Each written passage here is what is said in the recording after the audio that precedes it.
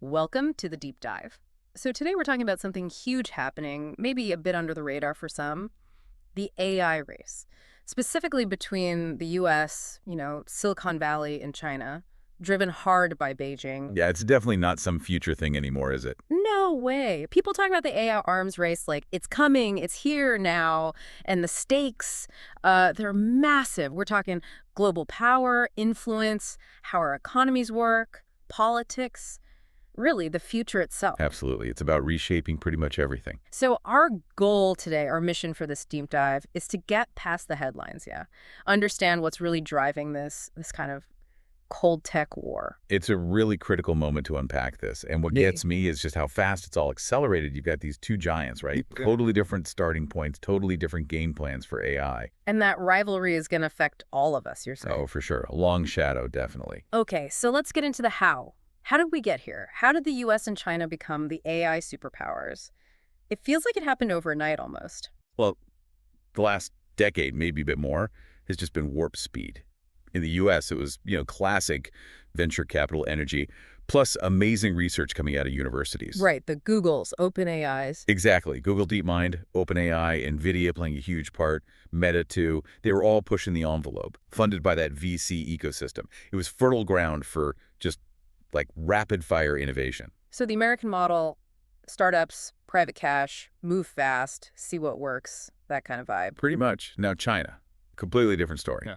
Much more deliberate, top-down, central government planning. And data, right, loads of data. Unbelievable amounts of data, just from having a huge population going digital so quickly. And then, remember, 2017, they literally announced, we will be the world leader in AI by 2030. Yeah, I remember that. That wasn't just talk then. Not at all. That opened the floodgates. Yeah. Massive state investment poured into AI R&D across the board. Okay, so really contrasting paths. One sort of bubbling up from below, the other directed from the top. That basic difference must shape the whole competition.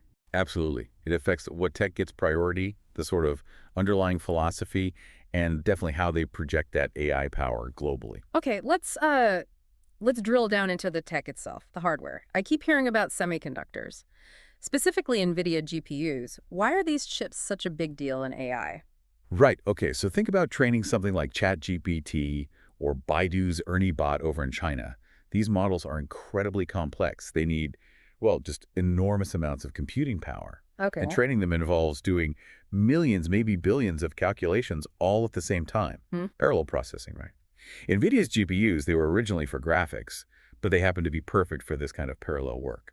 Much better than standard CPUs, which do things one after another. So they're just way faster for training AI. Way faster, way more efficient. And for now, the U.S., mainly through NVIDIA, has a serious edge in designing and making the most advanced ones.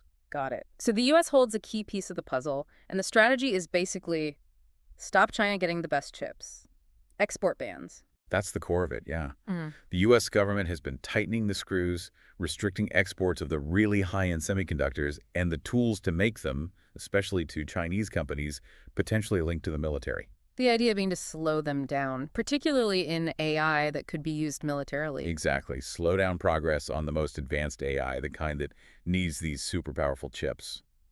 But China's not just going to accept that, presumably. What's their response? No, definitely not. They're reacting strongly. Yeah. Pouring, huge resources into their own chip industry. Companies like SMIC are trying hard to catch up on manufacturing. Quite building up domestic capacity. Yeah. Plus massive R&D investment. And there are reports they're looking at buying expertise or companies in Europe anywhere they can get a foothold. It's a real push for self-sufficiency, like by any means necessary almost. Okay, so that whole chip battle ties directly into the next big piece, doesn't it? The military side of AI. This isn't just about better chatbots. Not even close. This is where it gets really serious. Both the U.S. and China see AI as completely transforming warfare. How so? What are we actually talking about? Well, think AI-guided drones that can operate on their own, maybe even in swarms. Unmanned submarines for spying or, potentially combat. Cyber defense systems that react automatically to attacks. Wow. Yeah, and even things like super advanced simulations for planning battles or AI that tries to predict where conflict might break out. It's really broad. And this is happening fast. I remember Eric Schmidt, former Google CEO, warned about this years ago, said China might actually pull ahead in military AI. Yeah, that was back in 2021, I think. And it definitely reflects a real concern in U.S. defense circles. China isn't just theorizing, they're actively testing AI weapons. Testing them. Field testing, yes. And integrating AI into surveillance systems, like we've seen documented in Xinjiang, for example. The stakes here are, well, they're enormous. It's not just about who has the best tanks anymore. It's about controlling the information space, the speed of decision-making, maybe even the narrative of war itself. Okay, shifting gears slightly but related, let's talk ethics. Yeah. Because how they develop AI seems really different too. Hugely different. It reflects those origins we talked about. In, say, Silicon Valley, there's at least some public debate, right? About AI, alignment, safety, how much autonomy AI should have. It's messy, but it's there. Right, concerns about bias, control. Exactly. Whereas in China, the approach is much more top-down, centralized, utilitarian, you could say. The priority is often state goals, like social harmony, which can translate into AI-powered surveillance and social credit systems. So one side is wrestling, sometimes awkwardly, with the ethics. The other is implementing based on state priorities. That's a fair summary. And it raises big questions, doesn't it?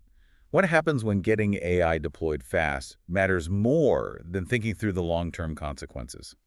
What if AI becomes essentially a tool of governance, even authoritarian governance? The whole algorithm as authoritarian idea, that's pretty chilling. It is, and it connects directly to the global competition. Okay, let's broaden out then. How is this playing out globally? It's not just US versus China in a vacuum. Definitely not. China's actively exporting its AI model, particularly the surveillance tech. You see this in parts of Africa, the Middle East, Southeast Asia. Is this the digital Silk Road I've heard about? And that's exactly it. Yeah. Often bundled with 5G infrastructure from companies like Huawei. It's a package deal. The network and the AI tools to run on it, it's about building influence, creating dependencies. And the US countermove.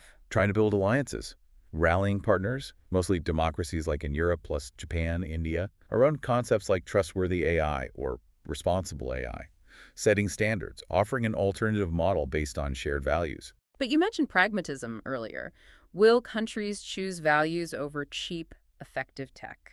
That's the billion-dollar question, isn't it? Yeah. For many governments, getting affordable tech that solves immediate problems managing cities, policing, infrastructure might be the top priority. Where it comes from or the philosophy behind it may be secondary. So it really could split the world, digitally speaking, like a new kind of Cold War alignment. It has that potential, yeah. Countries might feel pressured to pick a side or they'll try to play both ends. It's going to be complex. The more we talk about this, the clearer it is that this isn't just about tech or money. The impact feels much deeper. Oh, it's incredibly profound. Think about how AI could touch your life. Algorithms deciding if you get a job interview, or influencing sentencing in court, shaping the news you see online. Making life or death decisions in a conflict situation. Exactly. And having the two biggest players with such different ideas about how this should work, racing to deploy it everywhere, that's a recipe for, well, global anxiety at the very least. It's a serious concern. Yeah. So given all that, is there any way to, dial this back? Any hope for cooperation or setting some rules of the road? People are definitely talking about it. There's a push for some kind of global AI governance, maybe something like the nuclear treaties during the first Cold War. What would that look like? Well, ideas floating around include agreements on AI safety research, maybe limits on fully autonomous weapons, the so-called killer robots, more transparency about how AI systems are built and what data they use, maybe even in encouraging joint research on safety. That sounds sensible, but realistic, given the rivalry. That's the massive challenge. Trust is low. The stakes feel incredibly high. Each side worries the other will cheat or gain an advantage if they agree to limits. Easier said than done, then. Much easier said than done. But, the potential downsides of just letting this race run unchecked are so huge, maybe the necessity for some kind of guardrails will become undeniable. It really depends on leaders, engineers, and, frankly, us, the public, demanding a say in how this technology shapes our future. It's a sobering picture, but also a really important one to grasp. This US-China AI race isn't theory. It's happening right now. And the consequences are, well, potentially enormous. They really are. So maybe the question to leave everyone with is this. Are we just going to let algorithms shape our world? potentially based on very different values? Or are we going to find ways to steer this ourselves? A crucial question. Indeed. Well, thank you for that deep dive. It's given us a lot to think about. And for everyone listening, if you found this valuable, please do subscribe, maybe leave a review, share it, help get the word out on this critical issue. Until next time on the deep dive, stay informed, stay And aware. stay ahead.